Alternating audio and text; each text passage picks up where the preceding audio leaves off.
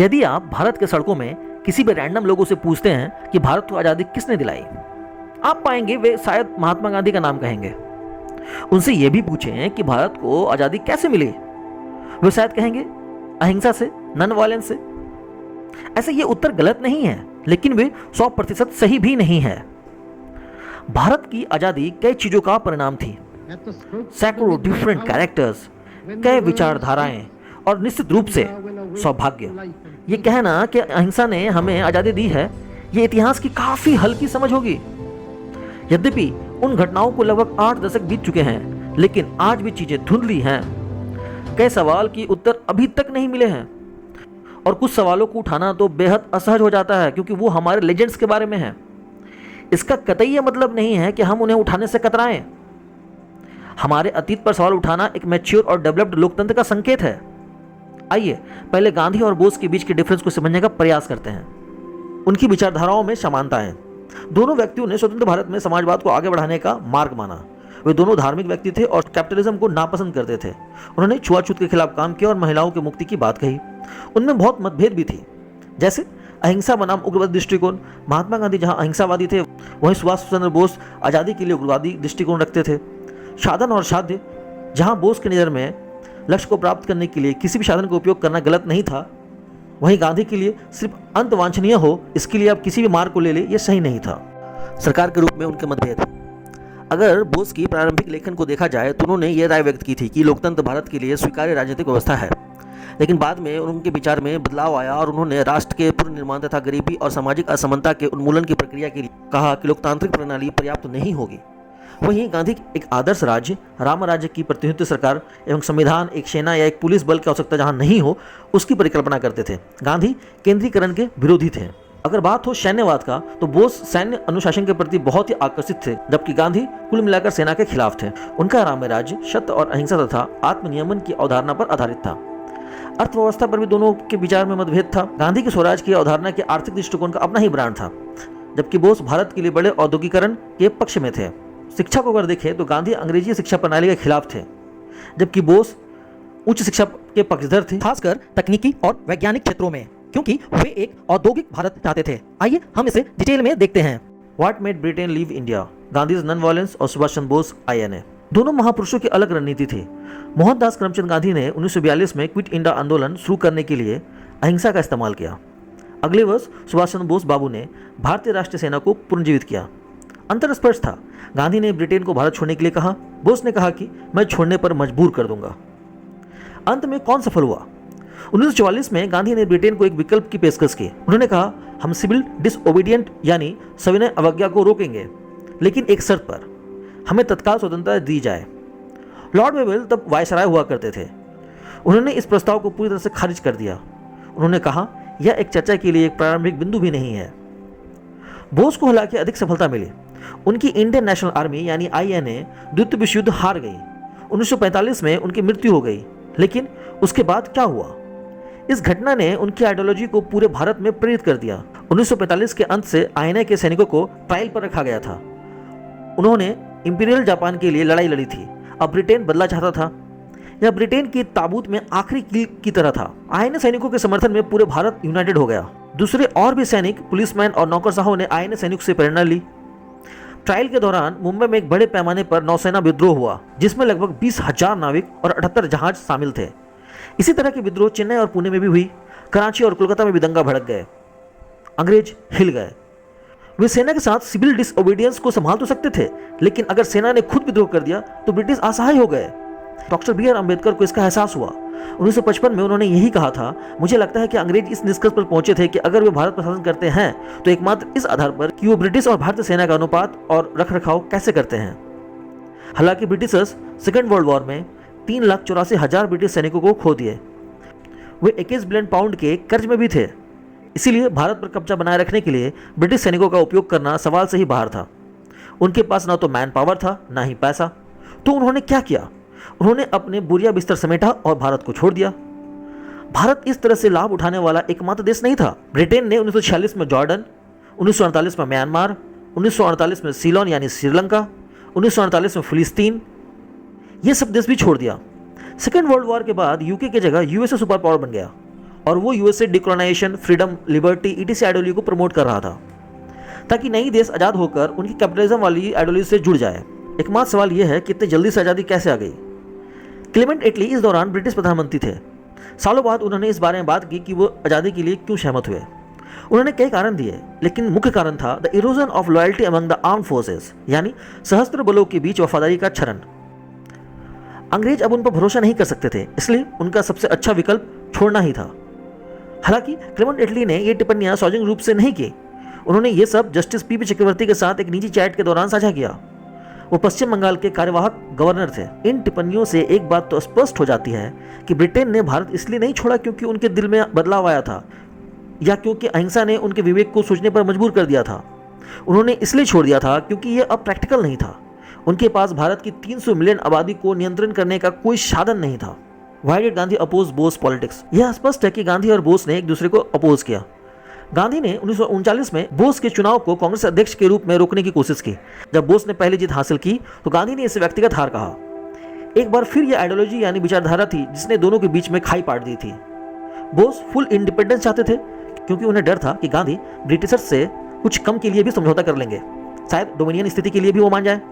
Dominion status का मतलब आपको बता दूं कि इंडिया की foreign policy, defence, health, education, ये सब जो भी है, ये सब इंडिया के पास ही रहती, एक आज़ाद मुल्क की तरह, लेकिन कोई प्रेसिडेंशियल पोस्ट नहीं होता। वो रोल ब्रिटिश क्वीन के पास ही रहता, जैसे कि अभी भी कनाडा, ऑस्ट्रेलिया, न्यूजीलैंड आदि देशों में होता है। भारत एक्चुअली में रिपब्लिक ऑफ इंडिया 26 जनवरी 1950 को हुआ, जब डॉक्टर राजेंद्र प्रसाद प्रेसिडेंट बने। तब तक 15 अगस्त 1947 से 26 जनवरी 1950 तक इंडिया ब्रिटिशर्स का डोमिनियन स्टेटस ही एंजॉय कर रहा था। हालांकि क्लेमेंट एटली ने अपने डिक्लेरेशन में भारत को फुल इंडिपेंडेंस की बात कही थी, इसलिए 15 अगस्त 1947 से 26 जनवरी 1950 के दौरान वायसराय का पोस्ट एबोलिश करके गवर्नर जनरल का पोस्ट बनाया गया था, जिसे भारत के कैबिनेट के कहने पर ब्रिटेन की क्वीन एलिजाबेथ ने नियुक्त किया। First governor general Lord Mountbatten 15 अगस्त 1947 से 21 जून 1948 तक थे। उसके बाद 21 जून 1948 से लेकर 25 जनवरी 1950 तक सी राजागोपालाचारी थे। खैर, अपने टॉपिक पर वापस आ जाते हैं।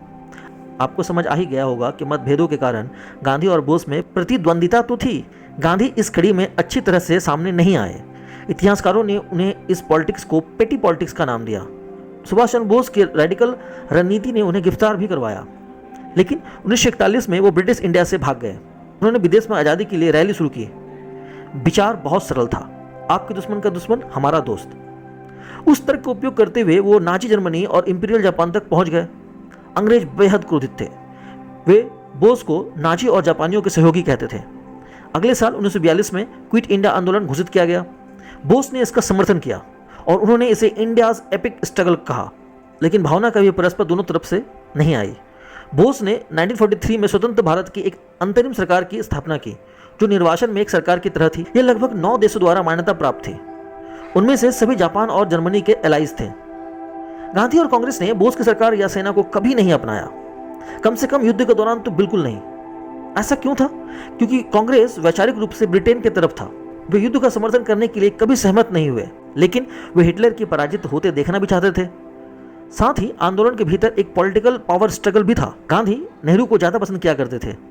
नेहरू पूरी निष्ठा के साथ गांधी का साथ देते और गांधी के आंख का पुतला बन जाते। दूसरी ओर बोस अधिक विद्रोही थे। उन्होंने गांधी के पार्टी के नेतृत्व को चुनौती दी। अब आप ही बताओ किस राजनेता को यह पसंद आएगा? सबको यशवंत सिंह भी तो चाहिए होता है। बोस और आईएनए के प्रति कांग्रेस का रवैया बदला, लेकिन बहुत बाद में, युद्ध के खत्म होने के बाद, जब मेवा खाने का वक्त आया तब।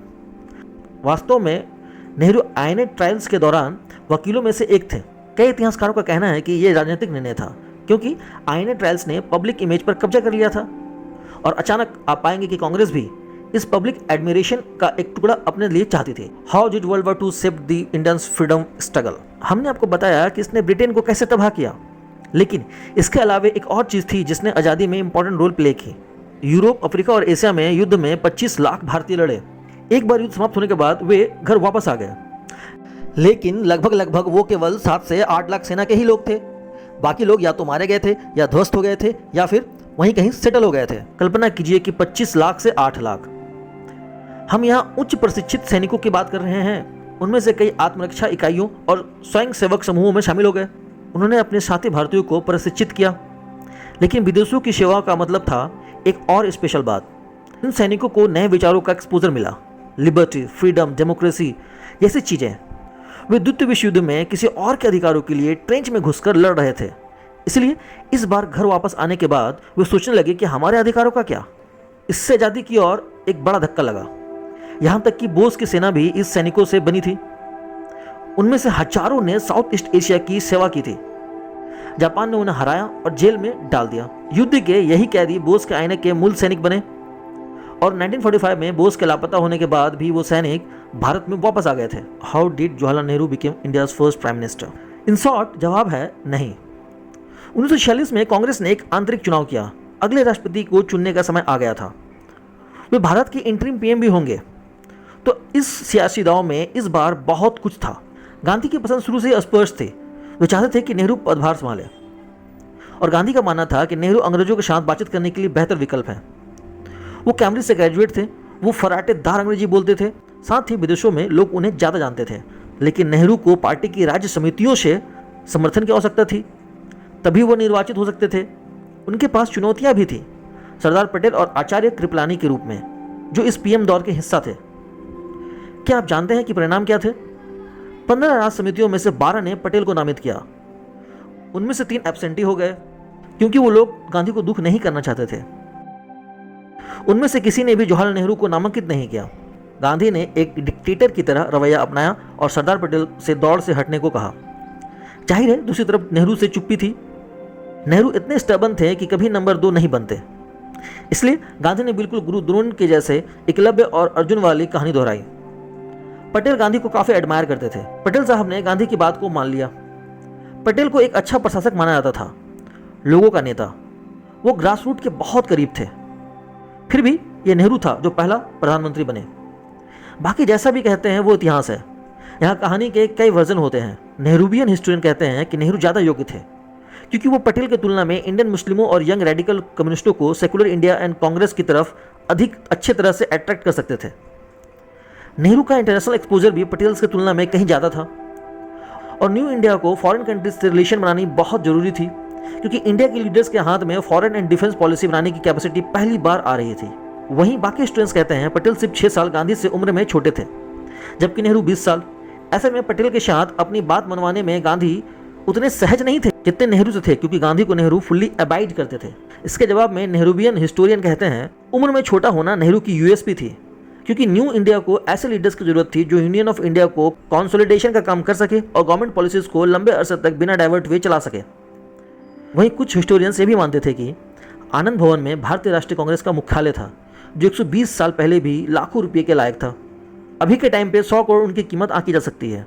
ये घर पहले नेहरू का निजी घर था जिसे उन्होंने भारतीय कांग्रेस पार्टी को उदारता से दान दिया क्योंकि आईएनसी के पास कार्यालय स्थापित करने के लिए खुद का कोई पैसा नहीं था। इंडियन नेशनल कांग्रेस के लिए पटेल का वित्तीय योगदान नेहरू के योगदान की तुलना में काफ़ी कम था। इतना ही नहीं, भारतीय राष्ट्रीय कांग्रेस आईएनसी नेतृत्व की सभी आधिकारिक यात्राएं भारत के साथ साथ विदेशों में भी नेहरू द्वारा प्रायोजित होती थी। खैर, नेहरू भारत के सबसे लंबे समय तक सेवारत प्रधानमंत्री बने रहे। 1950 में पटेल की मृत्यु हो गई। इस प्रकरण के पीछे का विचार थोड़ा जटिल है, लेकिन सार यह है कि इतिहास हमेशा सही या गलत के बारे में नहीं होता। ऐतिहासिक आंकड़े हमेशा नायक और खलनायक नहीं होते हैं। वे हमारे जैसे इंसान हैं। No one is perfect. उन्होंने वही किया जो उनको सही लगा उस समय। बेशक सुभाष बाबू गांधी जी का बहुत आदर करते थे। आज़ादी के आंदोलन में उनकी अगुवाई भी सहज स्वीकार्य थी, लेकिन वे पटेल या नेहरू या राजेंद्र प्रसाद आदि की तरह गांधी जी के अनन्य भक्त नहीं थे। उनके लिए गांधी जी की इच्छा आखिरी और सिरोधार्य नहीं थी। वो प्रतिद्वंदी नहीं थे, पर उन्होंने असहमति और सवाल के अपने अधिकार संजो रखे थे। इसके इस्तेमाल में वो कभी नहीं चूके। लेकिन यह भी सच है, नेताजी सुभाष चंद्र बोस के जीवन पर महात्मा गांधी के विचारों का प्रभाव था। भले ही आज़ादी के जंग में गांधी जी से उनके मतभेद रहे हों, लेकिन मनभेद कभी नहीं रहा। और ये बोस ही थे जिन्होंने गांधी को सबसे पहले राष्ट्रपिता की उपाधि दी थी, जबकि वो गांधी ही थे जिन्होंने बोस को ए पैट्रियट ऑफ पैट्रियट्स यानी देशभक्तों का देशभक्त कहकर बुलाया था। वे विचारधारा पर असहमत तो थे, लेकिन एक बात उन्हें एकजुट करती थी, एक स्वतंत्र भारत का उनका सपना। हम अक्सर ये भूल जाते हैं कि हमारे स्वतंत्रता सेनानी भी एक राजनेता थे। वे महत्वाकांक्षी थे। वे कभी अपने करियर के लिए स्टेप्स लेते दिखे और कभी कभी उन्होंने एक दूसरे को नुकसान भी पहुंचाई होगी। यह महत्वपूर्ण है कि हम अपने आज़ादी के संघर्ष के वायलेंस, नॉन वायलेंस और उदासीन हर हिस्से को स्वीकार करें और गले लगाएं। गांधी का योगदान ये था कि Congress lawyers, businessman, editors, etc की एक एलीट पैनल ग्रुप मानी जाती थी, जो साल के अंत में एक बार दरबार लगाती थी और ब्रिटिश गवर्नमेंट को क्रिटिसाइज करती थी। गांधी ने ऐसे कांग्रेस को एक भारत के आज़ादी के संघर्ष के आंदोलन में बदल दिया। कांग्रेस में एंट्री फ्री करवा दी। वह एक भारतीय गांव में आज़ादी ले गए। किसानों, औरतों को इससे जोड़ा।